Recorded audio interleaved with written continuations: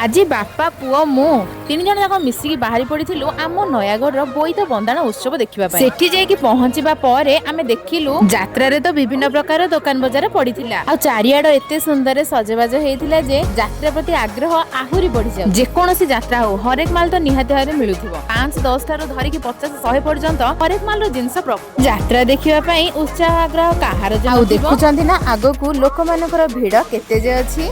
कौनसी यात्रा को जातु खाइबार कौनसी प्रकार अभाव नाही जेमिति कि झाल मुठ्ठी धरिकी माने बिना पियाज रसुन आमिष कार्तिक मास स्पेशल ना सेति पई बिना पिया भी जोरसोर रे चली थाए। लोक मानकर मनोरंजन पई सांस्कृतिक कार्यक्रम बहुत सुंदर भाव रे चली थाए। आमे माने भी मध्य किछि समय सेठी ठिया हे कि देखिलु